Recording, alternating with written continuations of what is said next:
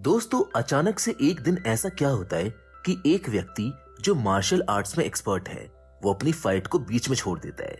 ऐसी क्या वजह रही होगी कि उसके पीछे कई सारे गैंगस्टर्स पड़ जाते हैं? क्या है असली सच इस उलझी हुई कहानी का और क्यों ये गैंगस्टर इस व्यक्ति को मारना चाहते हैं, जानेंगे हम आज की इस कहानी में। Hollywood silver screen presenting 60 minutes.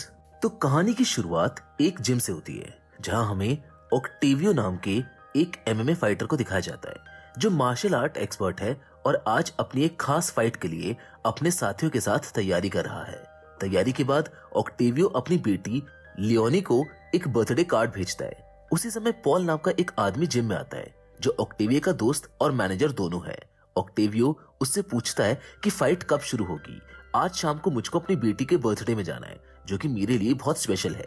हालांकि लेट होने के डर से ऑक्टेवियो अपनी बेटी लियोनी को कॉल करके मैच खत्म होते ही आने का प्रॉमिस करते हुए साथ में मस्ती करने को कहता है। ऑक्टेवियो, पॉल और उसकी ट्रेनर कोजिमा तीनों साथ मिलकर मैच के लिए निक के अरेना की तरफ बढ़ना शुरू कर देते हैं। अरेना पहुंचते ही चीनो और उसका बड़ा भाई दोनों मिलकर ऑक्टेवियो का स्वागत करते हुए उसके प्रति अपनी रिस्पेक्ट शो करते हैं, जिससे हम समझ सकते हैं कि ऑक्टेवियो अपनी फील्ड का एक काफी अच्छा फाइटर है। हालांकि उसी समय उसका ओपोनेंट बेनो अपने वेटिंग रूम से बाहर निकलकर ऑक्टेवियो को परेशान करते हुए उसके ऊपर उल्टे सीधे कमेंट्स को पास करने लगता है और ये सब देखकर ऑक्टेवियो का उसको हराने का विचार और भी ज्यादा मजबूत हो जाता है। अब बस वो हर हालत में बेनो को हराना चाहता है। बेनो की बातें सुनकर गुस्साया ऑक्टेवियो अपने वेटिंग रूम में जाकर दोबारा अपनी ट्रेनिंग चालू कर देता है। फाइनली मैच का समय आ ही जाता है, लेकिन मैच में जाने से ठीक पहले ऑक्टेवियो की एक्स गर्लफ्रेंड लियानी की मॉम मीना का कॉल आ जाता है। मीना ऑक्टेवियो को अपनी बेटी से झूठा वादा करने के लिए बहुत गुस्सा करते हुए कहती है कि जब तुम अपनी बेटी की बर्थडे पार्टी में नहीं आ सकते हो तो उसको झूठा वादा क्यों करते हो। ये सब कहते हुए मीना उस पर अपना वादा तोड़ने का इल्जाम लगाकर कॉल को कट कर देती है। अभी अभी मीना से हुई बातों की वजह से ऑक्टेवियो काफी परेशान होने लगता है और सोचता है कि वो जल्दी मैच को खत्म करके अपनी बेटी के बर्थडे में चला जाएगा। मगर ठीक उसी समय मीना के लॉयर डेविड का कॉल आ जाता है जो उसको बताता है कि मीना जल्द ही लियोनी की फुल कस्टडी लेने वाली है और इसके लिए उसने पेपर वर्क भी पूरा कर लिया है। ऑक्टेवियो ऐसा करने के लिए उससे मना करता है, लेकिन तभी मीना डेविड के हाथ से मोबाइल छीनकर ऑक्टेवियो को काफी भला बुरा कहने लगती है क्योंकि उसकी वजह से आज उनकी बेटी भूखी है। दरअसल आज ऑक्टेवियो ने लियोनी से प्रॉमिस किया था कि वो उसके लिए केक लेकर आएगा और वो दोनों साथ मिलकर उसको खाएंगे। इसी वजह से ऑक्टेवियो के इंतजार में लियोनी ने अभी तक खाना नहीं खाया था। ऑक्टेवियो को ये सोचकर काफी बुरा लगता है कि उसकी वजह से उसकी बेटी सफर कर रही है। मीना उसको धमकी देते हुए कहती है कि अगर तुम 1 घंटे के अंदर लियोनी के बर्थडे में नहीं पहुंचे तो मैं तुम्हें कभी भी उसकी शक्ल देखने नहीं दूंगी। ऑक्टेवियो अपनी बेटी को किसी भी हालत में खोना नहीं चाहता है, इसीलिए वो अरेना को बीच में ही छोड़ने का फैसला करके 1 घंटे के अंदर अपनी बेटी के बर्थडे में पहुंचने का प्लान बनाता है। हालांकि ऑक्टेवियो इस बात से पूरी तरह अनजान होता है कि ये मैच अब सिर्फ एक मैच नहीं रहा। यहाँ इस मैच पर अब काफी बड़ी बड़ी बोली लग चुकी है। ऑक्टेवियो को बीच अरेना से भागते देख शीनो और उसके आदमी ऑक्टेवियो का पीछा करना शुरू कर देते हैं। इस समय ट्रैफिक अपने पीक पर होता है, इसीलिए अभी टैक्सी लेने का कोई मतलब नहीं होगा। इसी वजह से ऑक्टेवियो अपने घर तक भागकर जाने का फैसला करता है।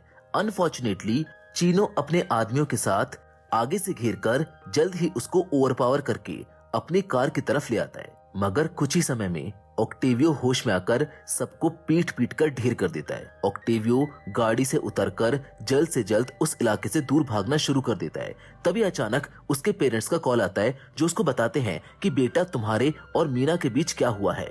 पता नहीं मीना हमें लियोनी के बर्थडे में आने से मना क्यों कर रही है। थोड़ी देर में पॉल का कॉल आता है और वो बताता है कि ये फाइट अमीर लोगों के द्वारा रचा हुआ गेम है। सभी अमीरजादों ने ऑक्टेवियो की जीत पर अपना पैसा लगा दिया है। तुम्हारे इस तरह से अरेना को बीच में छोड़कर जाने की वजह से उनका काफी नुकसान हो गया है, इसलिए वो सब तुमसे नाराज हैं और जल्द से जल्द वो लोग तुम्हें अरेना में वापस चाहते हैं। ऑक्टेवियो भागते हुए अपने जिम में पहुंच जाता है जहां उसको कोजिमा और 2 फाइटर ब्रूनो और अनाका मिलते हैं। ये सभी लोग ऑक्टेवियो की चीनो से लड़ने में मदद करते हैं। ऑक्टेवियो दिमाग लगाकर जल्द ही ऑफिस में छिप जाता है जब तक बचे हुए लोग अभी भी चीनो और उसके आदमियों से लड़ रहे होते हैं। कोजिमा ऑक्टेवियो का पीछा करते हुए उसके भागने के लिए एक्सप्लेनेशन मांगती है कि क्यों वो अरेना को बीच में छोड़कर भाग गया। ऑक्टेवियो उसको सारा सच बता देता है, जिसको सुनकर कोजिमा शॉक्ड रह जाती है। यहाँ पर उसको बिल्कुल भी नहीं लगा था कि ऑक्टेवियो की भागने का ऐसा कुछ कारण होगा।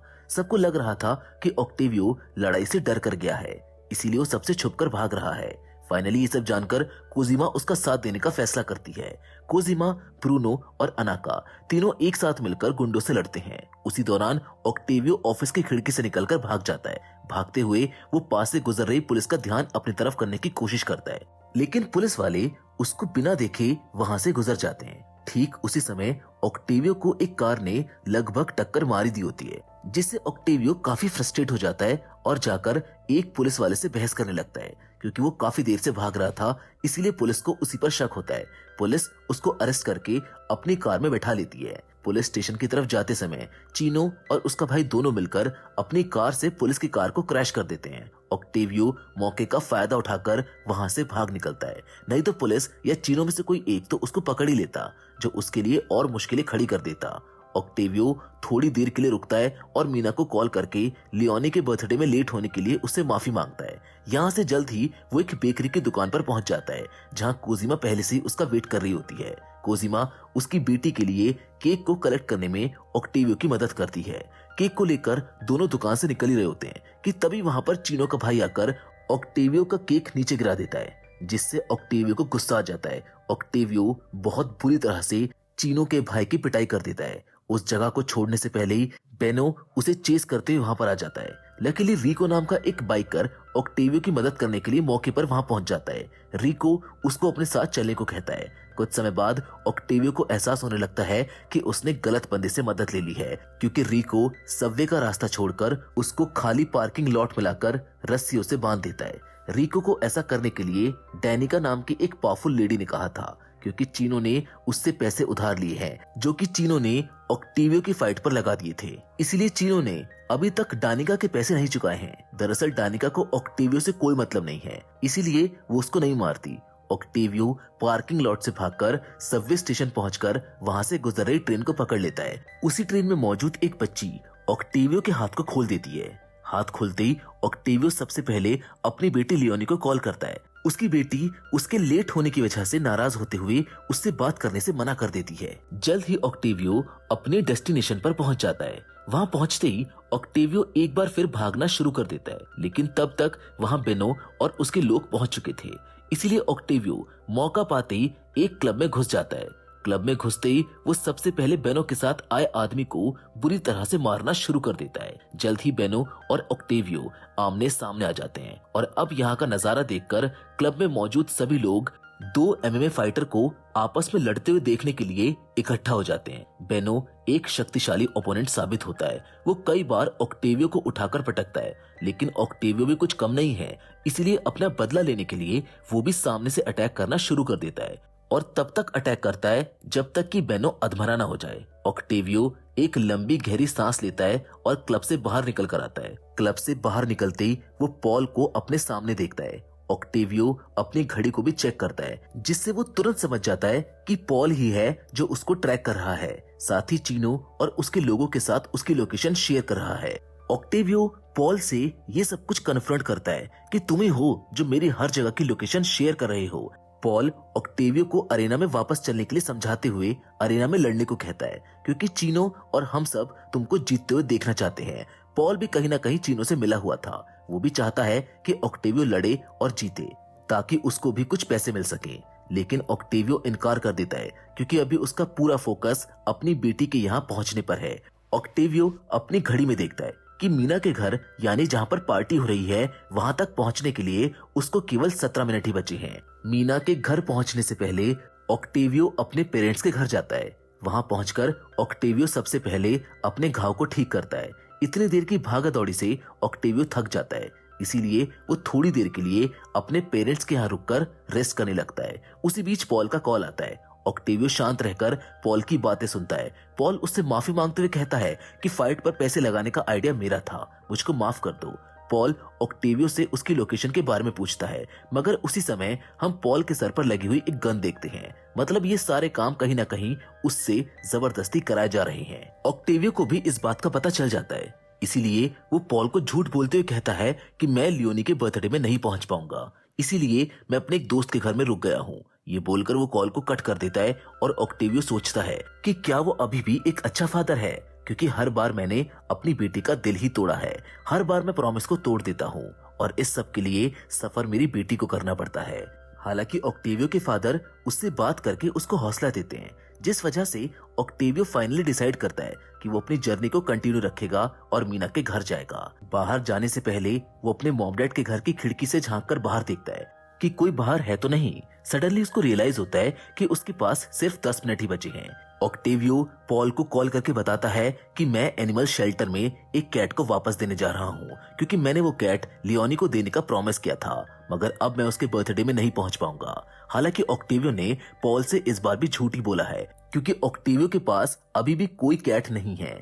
पॉल से बात खत्म होने के बाद ऑक्टेवियो रिको को कॉल करके बताता है कि सच में मुझको बिल्कुल भी नहीं पता था कि इस मैच में लोगों के पैसे लगे हुए हैं।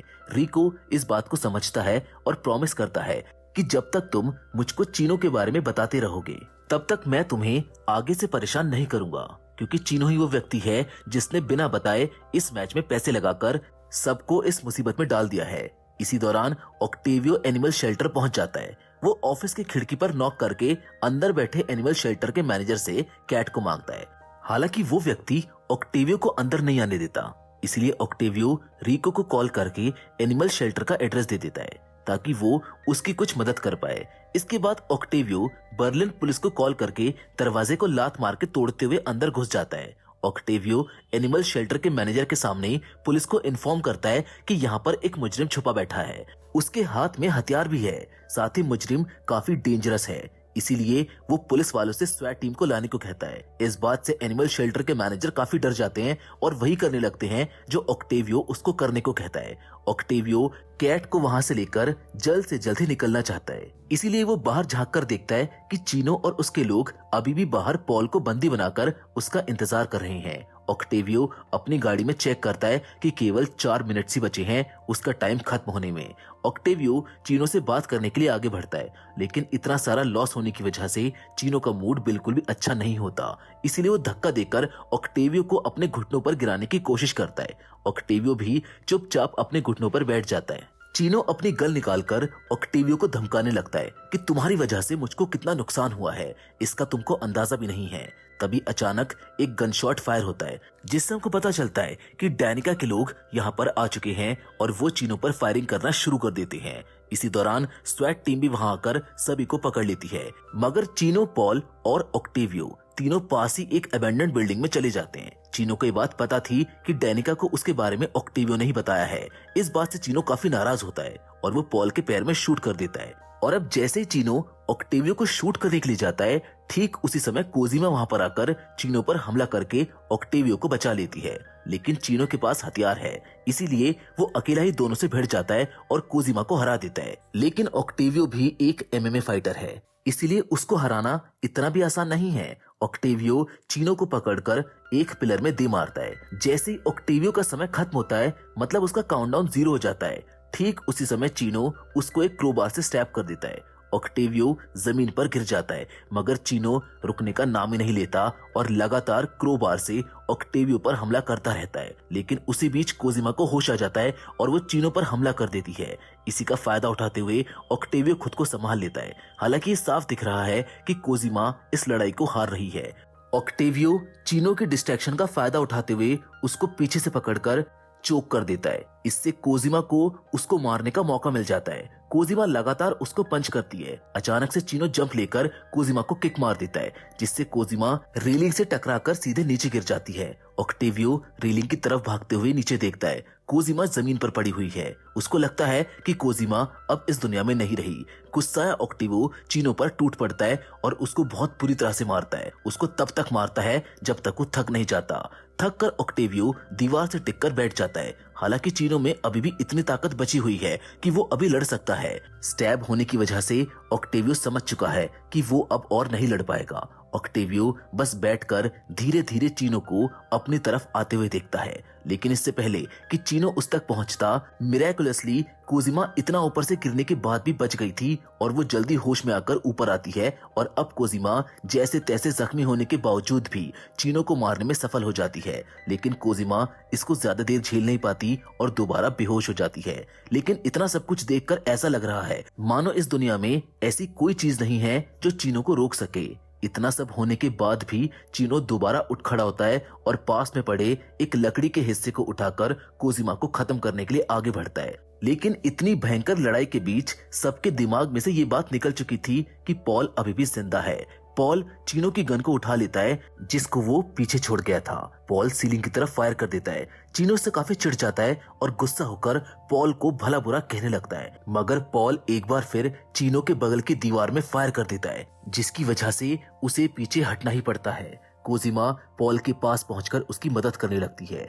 इसी बीच ऑक्टेवियो बड़ी हिम्मत करके उठ खड़ा होता है। वहीं पॉल ऑक्टेवियो को परेशानी में डालने के लिए उससे माफी मांगता है। ऑक्टेवियो भी अपने दोस्त से नाराज नहीं रहना चाहता था, इसलिए वो भी उसको तुरंत माफ कर देता है। ऑक्टेवियो कैट वाले बॉक्स को उठाकर पॉल और कोजिमा को वहां से जाने के लिए बोल देता है। ऑक्टेवियो अपनी घड़ी में समय देखता है। उसके पास अब सिर्फ 4 मिनट ही बचे हैं। इतनी सारी थकान और इंजरीज के बावजूद भी वो अपनी बेटी के पास पहुंचने का फैसला करता है। मीना के घर जाते हुए एक बार फिर चीनो उसके सामने आ जाता है। ऑक्टेवियो पास की टेबल पर बॉक्स रखकर चीनो से फिर से लड़ने को तैयार हो जाता है, लेकिन जैसे ही चीनो उसके नजदीक पहुंचता है वो ढेर हो जाता है। ऑक्टेवियो एक पानी की बोतल से खुद को साफ करता है और कैट को बॉक्स से निकालते हुए उसको एक कपड़े में लपेटकर अपने हाथों में ले लेता है।